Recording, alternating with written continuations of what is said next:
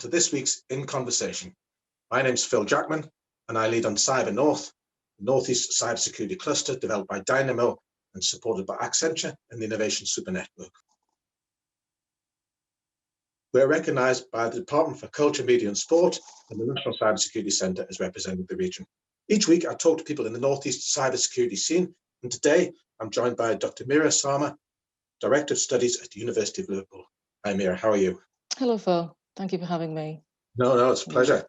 So can we start by saying that our viewers may be wondering, what has the Director of Studies at the University of Liverpool got to do with the Northeast? So can you tell us a bit about yourself and what you do? Yeah, well, let's just say I love the Northeast, so I've decided to take the wonderful Trans-Pennine Express every week to Liverpool. I am based here, I've lived here for about 8 years now, so like it up here, and my role requires that I'm there for a few days in a week. So I am based in the Northeast and have also recently set up a company called Cystel, which focuses on cybersecurity and robotics and automation, which is also based in Newcastle. Okay, so that's really exciting. Tell us a bit more about Cystel. What does it do? So Cystel came up because as an academic, I've spent about 20 years in academia, and I've realized that for some reason, robotics, AI, cybersecurity sits very firmly in computer science departments. And I've worked in various business schools, and we find that students who are doing other studies, other streams, are simply clueless about cybersecurity. They almost have a fear of it. They see it as a black box. And I think it's time to change that, because what we are seeing are, I think in the UK, the last time I checked with the Department of Communication, we had about 100,000 vacancies in cybersecurity. And that's about 500,000 in the US as well. Yeah, I'm told it's 3.5 million globally, so it's a huge numbers. Okay, yes. So Cystel's setting out to address these issues?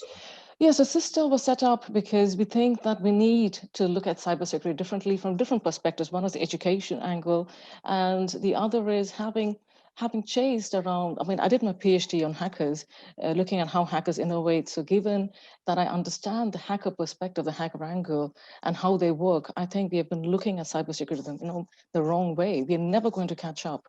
So Cystel was set up with a view of doing something a bit differently so that we are not always losing money. Hackers are getting smarter and more sophisticated, and we are simply not catching up. So it was set up to look at this with a very different angle.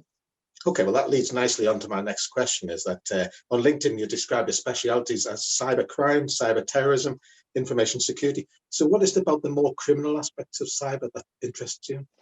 Well, I think they're all tied together. But then what I realized, I've worked with different governments over a period of 15 odd years, and I've realized that, if you look at terrorist groups, they don't work alone. They use hackers. I've had some discussions with Manchester Police where they were looking at people who were happy to pack up their bags and leave the UK to go join certain jihadist groups. And we were trying to understand, why is that? How come someone has so much power online? So we don't think that terrorist organizations work alone, and hackers by themselves, can't achieve much. I think there's a lot of nexus between different groups, and a lot of, black money involved in it as well. Okay, and that's where the interest lies. So how did your interest develop in these subjects, and how did you get able to study them in the first place? Right. So years ago, from a data analytics point of view, I did some work for the Indian government. I can't talk too much in detail about it, but it was looking at physical attacks of bombs going off in India and the online chatter. And we were trying to look at if there's any relationship between, physical attacks and online hacker discussions. And then we realized there was, and that led to the development of the Indian CERT, the Computer Emergency Response Team. So following that, I got a scholarship, came to the UK, did a PhD on hackers, and then got into academia, published quite a bit, and now set up Cystel, and that's been the journey so far. It's been exciting. I think it's fascinating, the whole link between cybercrime and terrorism. There's a huge opportunity there. Huge, yes. Huge link. So would you describe yourself as technical? And if not, how do you keep up in the market? Well, that's an interesting word, Phil, because I think everything is technical. When you really drill very deep into any subject area, I find that we would call that technical, at least from a research perspective. So just looking at, because what I looked at was how do hackers work together, develop software, and looking at different angles of code development, all of that, I would say yes, technical. And although it falls under information systems, it's still technical, yes.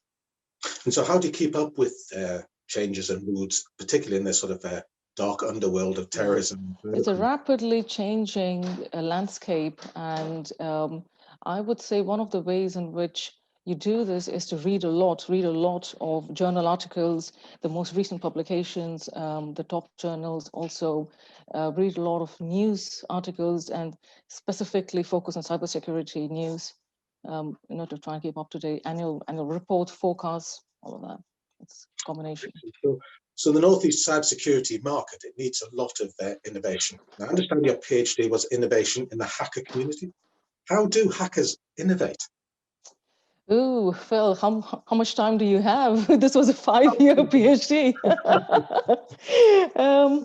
Well, how do hackers innovate? That's a really interesting question. I think it's a combination of things. We have always seen hackers as this, person with a hoodie working alone. It's a complete opposite. They have a very thriving social environment underground. A lot of hackers are seen as, oh, I'm an ethical hacker. Oh, I am a dark hat. In fact, a lot of hackers, when you start talking to them, have always toggled the line between what is ethical, what is not. And how do hackers innovate? I mean, they don't have the sense of proprietariness around things that we as organizations do. So when we build something, we think, oh, this is ours. Whereas with hackers, you're quite happy to share. So if you break their innovation components down, there's a lot of sharing going on between people. There's a lot of interaction, a lot of self-learning. So it sort of combines different strands, really. So there is a genuine hacker community, yeah? And Oh, yes. so how do Lots they, of them. how do these operate and how do they learn from each other? Again, it's a very deep question, because how do they operate? A lot of them will have underground chat rooms. And I spent a lot of my time in these underground chat rooms. How do they operate? They, in fact, are so good at what they do without ever having physically met each other. And that is a key learning to take from them, is that you don't always have to be in a physical space to learn. There's a lot of learning that happens online through self-learning and a combination of working together and a lot of spite, if I might add. In fact, for hackers, the way they learn is they get slated for the smallest thing, so they will be told off for having very poor code. And then they sort of develop that because they see, okay, I can't enter this community because I'm not good enough. I've got to get better. The sort of internal that drives them forward, yeah. Yes, yeah. Absolutely. So is there anything that the cybersecurity industry, the other side of the coin, could learn from this? Oh, there is so much to learn from this. In fact, if you look at the software development process amongst hackers, it's really interesting, it's really intense. And I think there's a lot of learning from it, but I think it would need, again, a very different perspective, which is why Cystel was set up to try and look at how hackers work, and try and understand their angle, and then look at software, and then look at, cybersecurity. Sounds excellent. And so does innovation in the hacker community actually drive innovation in the cybersecurity community? From the darker side, yes. I think that's why they have the upper hand, Phil. I mean, they are able to do what they do because they innovate very quickly. They make connections very quickly. There's a lot more, strangely enough, trust-based relationships in that sphere. And because of that, I think they are able to innovate much better and faster. Yes, I suppose it's much easier to attack than to constantly defend, though, yes. Exactly. So can the cybersecurity market ever get ahead of the hackers, or is it always a... I think we can. We can, definitely, if we start thinking like hackers. And I think unless we do that, if we're always going to say, okay, well, let's keep our doors and windows locked and nobody will come in, well, somebody will find a way in, right? And I think it's about trying to understand, what would a thief be looking for? What do they need? How are they thinking? Whom are they working with? And I think if you start answering those kind of questions, better defense strategies are possible. So thinking about the most important information that you have, the most vital systems that you're running, and concentrating on those. Yes, absolutely. And also thinking about, and I think people need to understand how this all works. I came across I was talking to a CISO of a company recently, and he said to me, there was one company in the US that was attacked recently. And how they did it was because of the COVID situation, they all had these virtual menus that were offered. And a group of hackers realized that, hey, we can get in through that. So they actually compromised the menu, the restaurant menu that was sent out to them. And the entire system was down for 3 months, and they lost a lot of money. Yeah, I could imagine. So social engineering, so to understand, again, so that goes back to how do hackers work, think. So you can't just say, okay, I've got my defense in place, but you can't predict social engineering attacks that can happen through different means. And there was one case where it happened through the coffee machine. Because you have AI, we have cybersecurity, and you have Internet of Things, and they're all connected. So cybersecurity needs to, we on the other side need to be very prepared and need to really understand the relation between these three and how we can better manage systems. Okay, my last question then. So these next few months are going to be a challenge. What are your hopes for the future? I think it's a really good time to look at cybersecurity differently, because we have seen increase in ransomware attacks. We have seen that hackers are getting organized. They are, in fact, contracts now being set. So hackers are setting out contracts and asking people to say, we will give you a chunk of our cash if you can hack into these companies and get this kind of data out.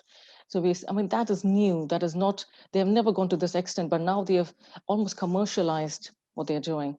And that's been a very big step.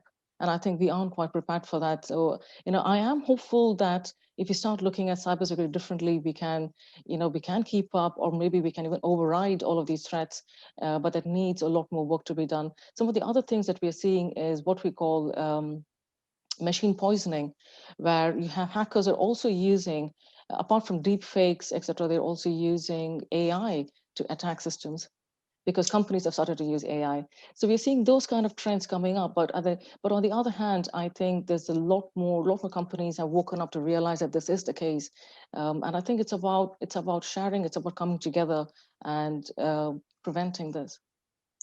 Okay, thank you very much. So it looks like a bumpy and interesting time ahead. Yes. Well, thank you very much for that, Meera. I'd also like so to thank Phil, who's helped me to set up these in conversations. Look out for the next in our series, and if you're interested in taking part, please get in touch. Thanks very much, Meera. Thank you, Phil. Cheers.